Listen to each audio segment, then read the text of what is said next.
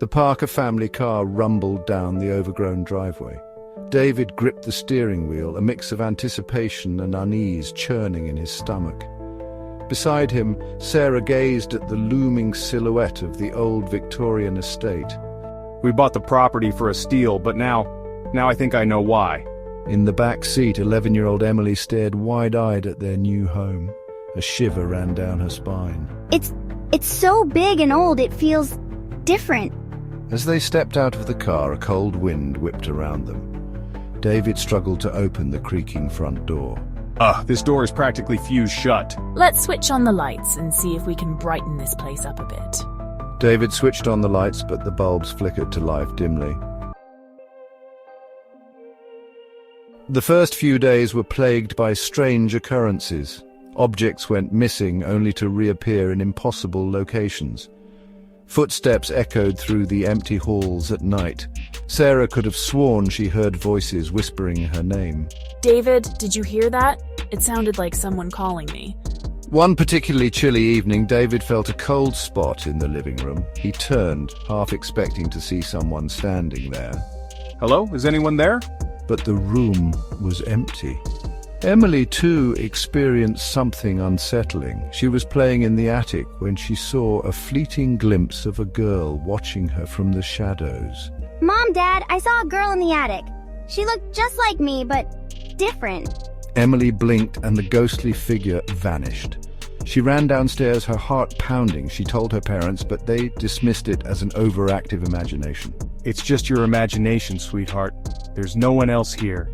Yet Emily knew what she had seen. Days turned into weeks, and the strange events escalated. One morning, Sarah found a vase smashed on the floor. David, this vase, it just fell on its own. Fear began to gnaw at the edges of their sanity. Emily was drawn to the attic. Despite its musty smell and oppressive atmosphere, she felt strangely compelled to explore its shadowy depths.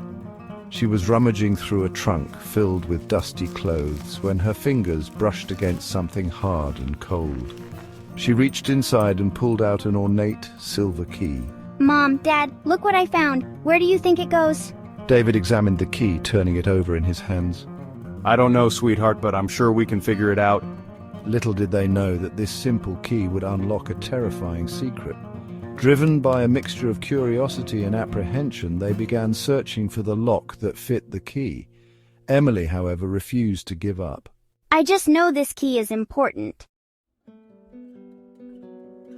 One afternoon, while exploring the attic, Emily noticed a small recessed alcove hidden behind a tattered tapestry.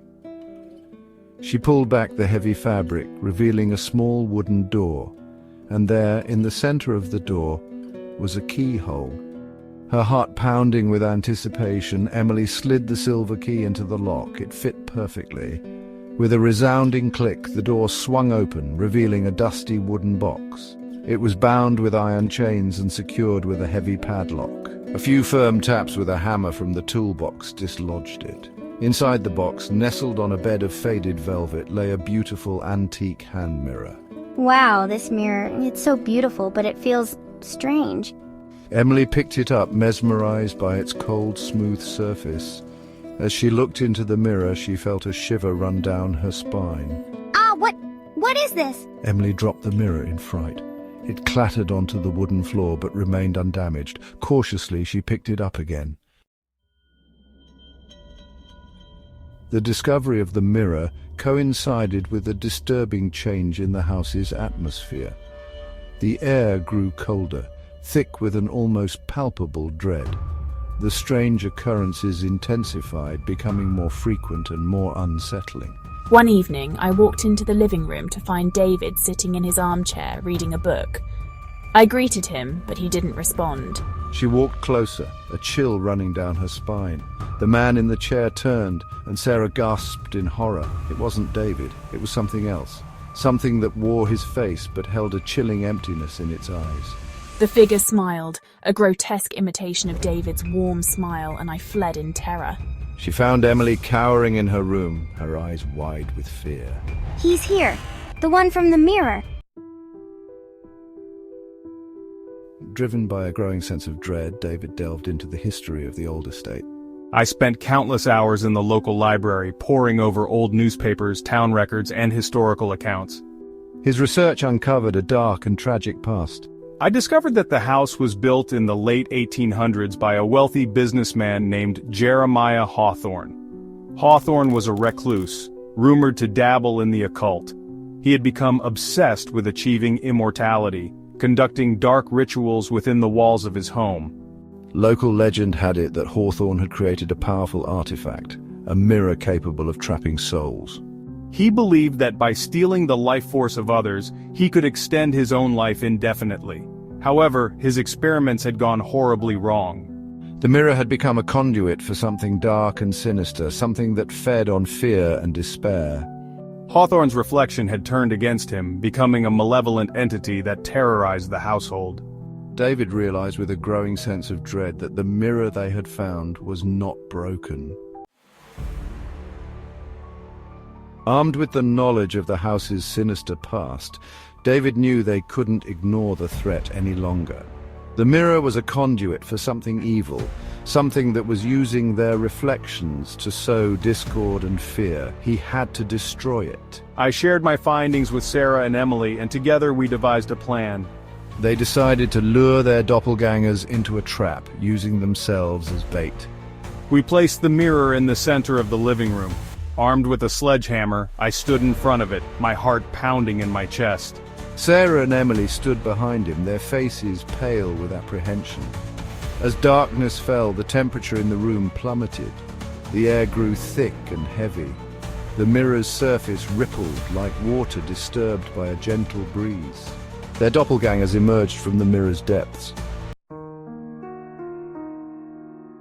With a roar of defiance, David swung the sledgehammer, shattering the mirror into 1,000 pieces. The air crackled with energy. The doppelgangers screamed, their forms flickering and distorting before vanishing into thin air. The house groaned, as if relieved of a terrible burden. The temperature rose and the oppressive atmosphere lifted. We stood among the shattered remnants of the mirror, our chests heaving as we caught our breath.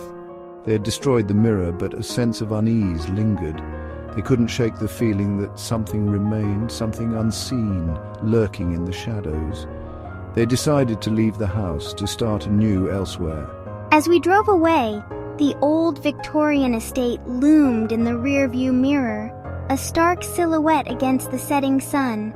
Emily turned back for one last look, her gaze drawn to the attic window, where it all began.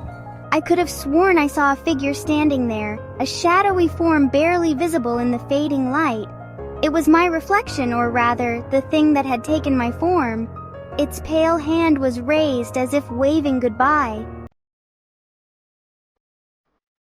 The Parker family never spoke of the events that transpired in the old house. They moved on with their lives, trying to forget the horrors they had endured. However, the experience left an indelible mark on their souls. I couldn't escape the feeling that I was being watched. I would often catch glimpses of shadowy figures out of the corner of my eye, fleeting apparitions that vanished as quickly as they appeared. Were her experiences simply a manifestation of childhood trauma? Or did something follow them from that house? Something tethered to the echoes of Jeremiah Hawthorne's sinister legacy?